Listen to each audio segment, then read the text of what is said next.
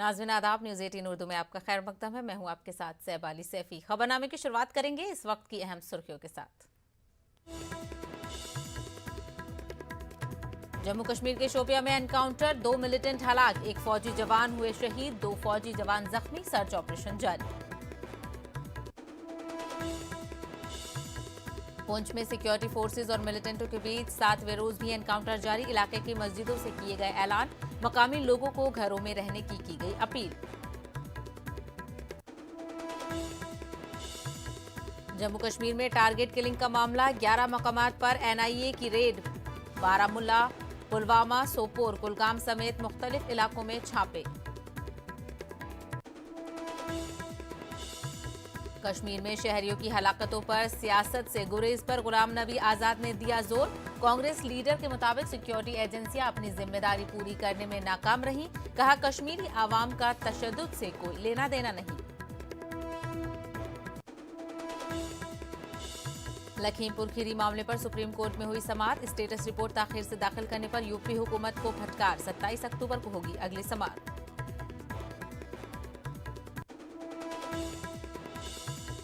Uttar Pradesh assembly election 2022 से पहले UP को मिला बड़ा तोहफा। पीएम मोदी के हाथों कुशीनगर बैनुल अक़वामी हवाई अड्डे का इफ्तिताही प्रोग्राम में आनंदीबेन, योगी आदित्यनाथ और ज्योतिरादित्य सिंधिया भी रहे मौजूद।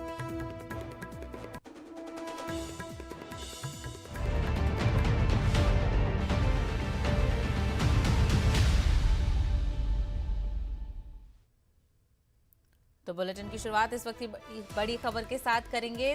शाम की दारुल हुकूमत दमिश्क बम धमाकों से दहल गया है। इन धमाकों में 13 फौजी अहलकार हलाक हुए हैं। आपको बता दें, फौजी अहलकारों को ले जाने वाली बस के करीब 2 धमाके हुए हैं।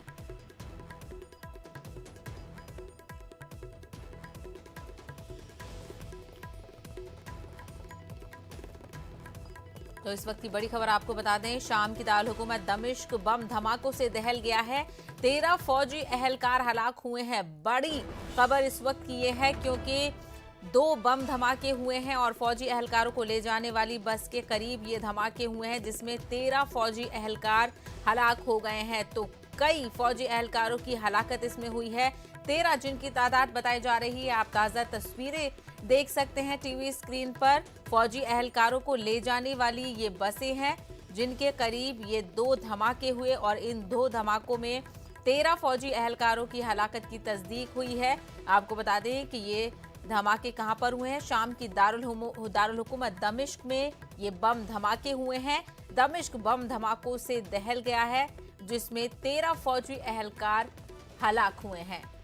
तस्वीरें आप देख सकते हैं कि किस तरह जो बस फौजी जवानों को ले जा रही थी, उनके करीब ये धमाके हुए और बस की हालत आप देख सकते हैं कि बुरी तरह बस की हालत हो गई है। 13 फौजी अहलकार इस बम धमाकों में हलाक हुए हैं।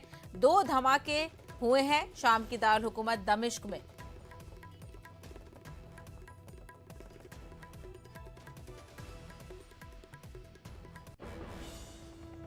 चलिए तो आप सीधा रुख करेंगे वजीर आजम का, जहां पर वो कुशीनगर में अवामी जलसे से खिताब कर रहे हैं। दादा योगी जी के कदमों का दुख माफियावादियों को ही हो रहा है। योगी जी और उनकी टीम उस भू माफिया को ध्वस्त कर रही है, जो गरीबों, दलितों, वंचितों, पिछड़ों की जमीन पर बुरी नजर रखता था, अवैध कब्जा करता था। साथियों, जब कानून का राज होता है, अपराधियों में डर होता है, तो विकास की योजनाओं का लाभ भी तेजी से गरीब, दलित, शोषित, वंचितों तक पहुंचता है। नई सड़कों, नए रेल मार्गों, नए मेडिकल कॉलेजों, बिजली और पानी से जुड़े इंफ्रास्ट्रक्चर का भी तेज गति से विकास हो पाता है। यही आज योगी जी के नेतृत्व में उनकी पूरी टीम उत्तर प्रदेश में जमीन पर उतार करके दिखा रही है। अब यूपी में औद्योगिक विकास सिर्फ एक दो शहरों तक सीमित नहीं है, बल्कि पूर्वांचल के जिलों तक भी पहुंच रहा है। साथियों, उत्तर प्रदेश के बारे में एक बात हमेशा कही जाती है कि एक ऐसा प्रदेश है जिसने देश को सबसे ज्यादा प्रधानमंत्री दिए।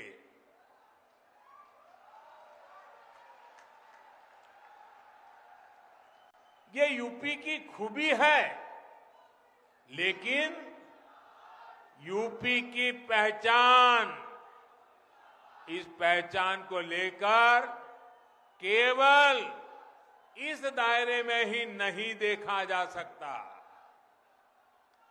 यूपी को 6-7 दशकों तक ही सीमित नहीं रखा जा सकता। ये ऐसी धरती है जिसका इतिहास कालातीत है, जिसका योगदान कालातीत है। इस भूमि पर मर्यादा पुरुषोत्तम भगवान राम ने अवतार लिया। तो आपने सुना कि वज़ीर-ए-आज़म नरेंद्र मोदी कुशीनगर में खिताब कर रहे थे, जहां से वज़ीर-ए-आज़म ने सीधा साबिका हुकूमतों पर निशाना साधा। उन्होंने कहा कि आवाम के मफाद के लिए साबिका हुकूमतें फिक्रमंद नहीं थी, साबिका हुकूमतों में समाजवाद नहीं परिवारवाद था। आगे बढ़ेंगे, बात करेंगे जम्मू कश्मीर के शोपिया में एनकाउंटर में 2 मिलिटेंट हलाक हो चुके हैं। इस ऑपरेशन में एक फौजी जवान शहीद हुआ है और 2 जवान जख्मी बताए जा रहे हैं। महलूक मिलिटेंटों में एक की शिनाख्त आदिल वानी के तौर पर हुई है। आईजीपी कश्मीर विजय कुमार के मुताबिक आदिल वानी सहारनपुर के कारपेंटर शाकिर वानी के कत्ल में मुलव्विस था। आदिल लश्कर का जिला कमांडर था।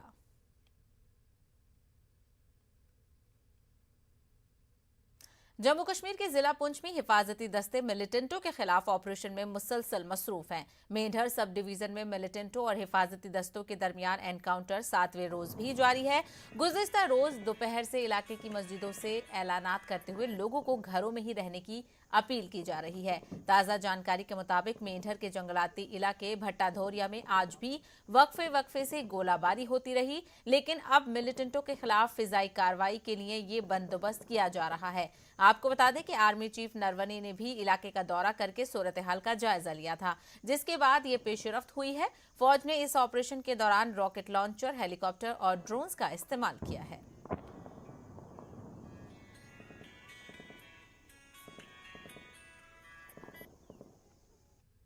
एनआईए के छापे कश्मीर के 1 दर्जन मुकामात पर जारी हैं। श्रीनगर के 4 मुकामात, बारामुल्ला में 2, पुलवामा में 1, अवंतीपुरा में 2, सोपोर में 2 और कुलगाम में 1 मुकाम पर छापेमारी जारी है। श्रीनगर के बाग मेहताब में एक बड़ा छापा सुबह 6 बजे शुरू हुआ और अब भी जारी है। ये मकसद ममनुआ दहशतगर्द तंजीमों के मेंबरों की तरफ से पुरतशद्दुद हमले करने की साजिश से मुताल्लिक है, जैसे कि JEM, LET, HM, अलबद्र वगैरह।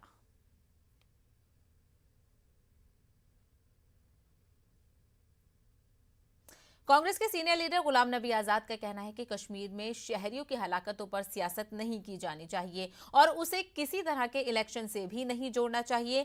गुलाम नबी आजाद के मुताबिक सिक्योरिटी एजेंसियां तशद्दुद में मुलव्विस लोगों को अपनी गिरफ्त में लेने में नाकाम रही हैं। में जब कोई मिलिटेंट मारता था तो कम से कम या उसी दिन या दूसरे दिन या तीसरे दिन या पकड़ा जाता था या मारा जाता था। लेकिन ये अजीब बात है कि 2 हफ्तों में इतने इंसिडेंट हुए तो एक भी आदमी न पकड़ा गया और न उसका कोई क्लू है। लेकिन मजम्मत सबने किया, कंडम सबने किया और ये भी कहा कि इसकी वजह से कश्मीर के अवाम बदनाम होते हैं और जो वर्कर्स बाहर के हैं जो हमारी मदद करते हैं इक्तिसादी हालत को बेहतर बनाने के लिए, यहाँ की सड़कें बिल्डिंग बनाने में, तो वो अगर जब भाग जाएंगे तो हम पहले ही पीछे बहुत चले गए हैं तो और पीछे चले जाएंगे। इसलिए किसी भी बाहर के आदमी को, अंदर के आदमी को मारने की तो हमेशा मजम्मत करते ही रहते हैं, चाहे वो हिंदू हो, मुसलमान हो, सिख हो, ईसाई हो। लेकिन जो अब दूसरा उन्होंने शुरू किया कि दूसरे मज़हब के लोगों को मारना शुरू किया, कश्मीरी मुसलमानों को तो हज़ारों में उन्होंने पिछले सालों में मारा, लेकिन अब ये टारगेट है जिसमें सिख भी, कश्मीरी पंडित भी और बाहर वाले, ये एक नई फिलॉसफी है। तो इसकी मजम्मत की है सभी लोगों ने। तो एक तो मैं आवाम को और कश्मीर से बाहर भी जो हमारे लोग हैं उनको बताना चाहता हूँ कि कश्मीर के अवाम का इस किलिंग से कोई लेना देना नहीं है, और जिस तरह से मुल्क के लोग सोचते हैं कि ये बहुत ख़राब चीज़ है, उससे शायद 10 गुना लोग ज़्यादा यहाँ के अवाम सोचते हैं कि ये बहुत ख़राब चीज़ है, इंसानियत के ख़िलाफ़ है और कश्मीर के अवाम के ख़िलाफ़। जम्मू में वादी कश्मीर से नकल मकानी करने वाले मजदूरों की आमद आज भी जारी है। बिहार, मगरबी बंगाल और दीगर रियासतों से ताल्लुक रखने वाले मजदूरों की एक बड़ी तादाद मिलिटेंटों के मुसलसल हमलों के बाद पहले ही जम्मू पहुंच चुकी है। ये मजदूर वादी कश्मीर के मुख्तलिफ हिस्सों में मिलिटेंटों के हाथों अपने साथियों की हलाकत के बाद घबराहट और खौफ से वादी कश्मीर छोड़ने पर मजबूर हुए हैं। उन्होंने जल्दी में वादी छोड़ दी और कई महीनों तक अपनी मेहनत का मुआवजा भी हासिल नहीं कर सके। जम्मू में इन्हें कई मसाइल का सामना है। हमारे जम्मू के नुमाइंदे समीर भट्ट ने कुछ मजदूरों के साथ जम्मू रेलवे स्टेशन पर बातचीत की।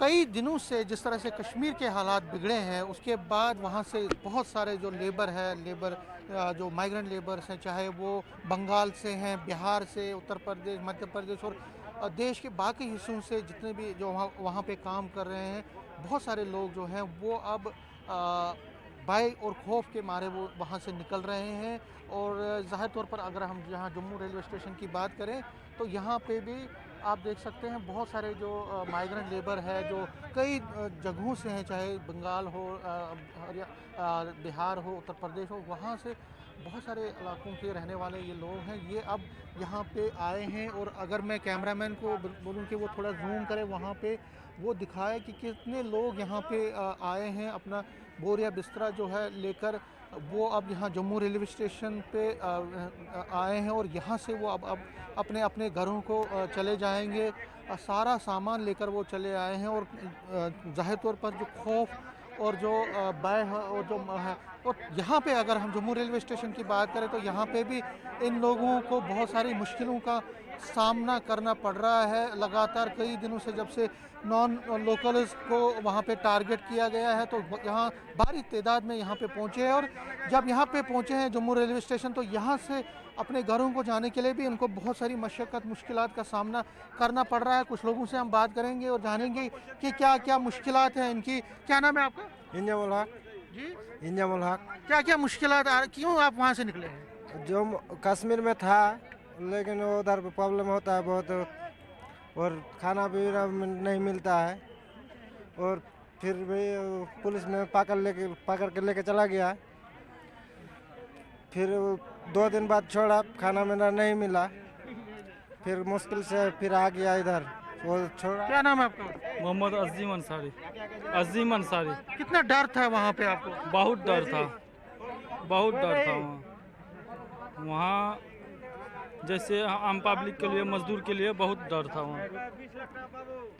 तो वहाँ जो भी पैसे उसे जो भी काम उम किया हुआ था वो सब तो गया, वो तो नहीं ले पाया, लेकिन वहाँ से निकलना पड़ा वहाँ से जल्दी। आप कब पहुँचे यहाँ पे? मैं आज सुबह पहुँचा। कुछ नहीं मिला। कोई सरकार की तरफ से? कुछ नहीं है अभी तक, कुछ नहीं, कोई मदद नहीं है।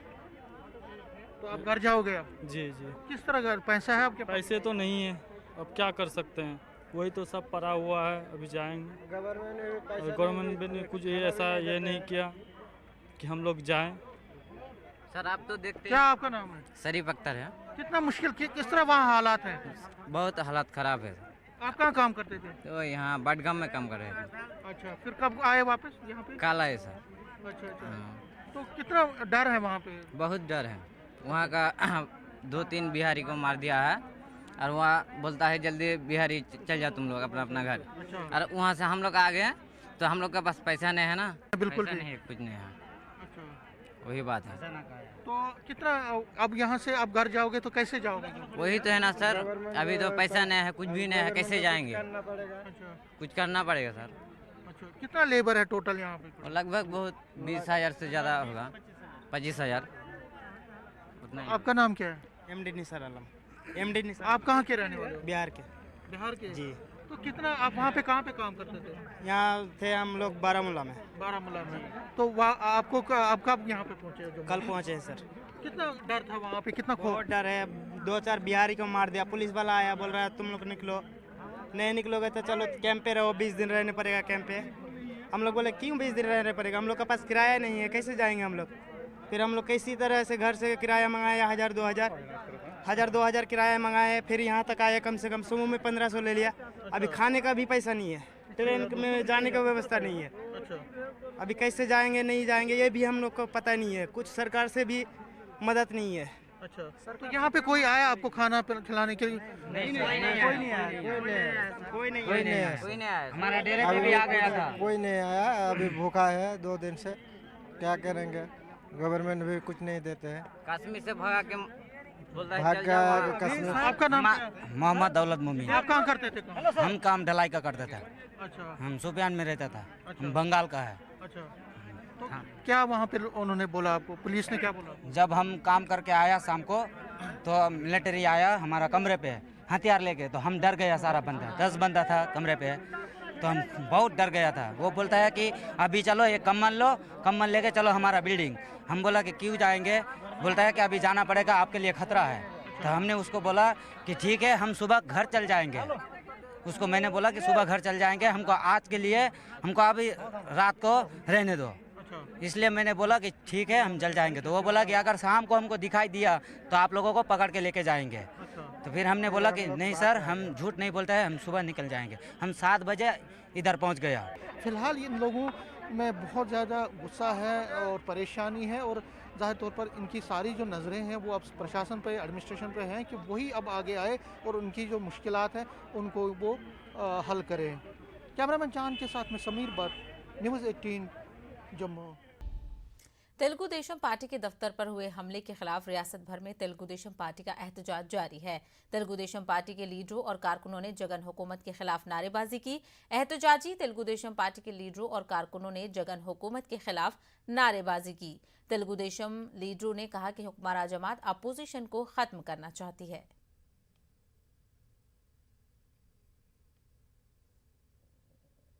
लखीमपुर खेरी सानिया के मामले में आज सुप्रीम कोर्ट में समाअत हुई। Chief justice N V Ramana, justice Suryakant और जस्टिस हेमा कोहली की बेंच ने मामले की सुनवाई की। फिर सुप्रीम कोर्ट की जानिब से यूपी हुकूमत की सरजनिश हुई है। स्टेटस रिपोर्ट ताखिर से दाखिल करने पर नाराजगी का इजहार किया गया। सुप्रीम कोर्ट ने कहा कि हम कल रात 1 बजे तक इंतजार करते रहे। वहीं सुप्रीम कोर्ट ने समाअत मुलतवी करने की यूपी हुकूमत की अर्जी मुस्तरद कर दी है।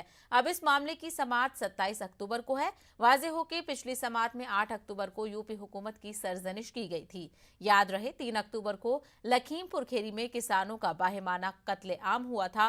3 गाड़ियों ने किसानों को रौंद दिया था, जिसमें 4 किसानों समेत 8 अफराद की मौत हुई थी। सऊदी अरब में कोरोना हिदायत में नरमी के बाद हिंदुस्तान में भी हज के लिए तैयारियां शुरू कर दी गई हैं। मरकजी वजीर बराए अक़लियती उमूर मुख्तार अब्बास नकवी ने न्यूज़ 18 से खुसूसी बातचीत करते हुए कहा कि 22 अक्टूबर को हज का जायजा इजलास मुनक्किद होगा, जिसमें सऊदी अरब के साथ बातचीत से लेकर जज कमेटी ऑफ इंडिया तक तमाम उमूर पर तबादले ख्याल किया जाएगा। वज़ीर मुख्तार अब्बास नकवी हमारे साथ हैं। सर, हज मामलों को आप देखते हैं, अब किस तरह की तैयारियां हो रही हैं कि सऊदी अरब में काफ़ी रिलैक्सेशन दे दिया गया है? देखिए, हमने पूरी तैयारियां अपनी शुरू कर दी हैं। 22 अक्टूबर को हज की रिव्यू मीटिंग होगी, जिसमें कि हमारे एम्बेसडर, सऊदी अरब के counsellor general, ministry of external affairs के अधिकारी, सिविल एविएशन के अधिकारी, हेल्थ के, हमारी मिनिस्ट्री ऑफ माइनॉरिटी अफेयर्स के officers, Haj committee of India के सीईओ और सभी अधिकारी वहाँ पर मीटिंग में दिल्ली में रहेंगे। और हज 2022 के सिलसिले में हम डिटेल से डिस्कशन करेंगे, बात करेंगे। जो कुछ भी डिस्कशन वहाँ की सरकार के साथ हुआ है उसके मद्देनज़र हम क्या हमें करना है, और मेरी कोशिश होगी इंशाल्लाह कि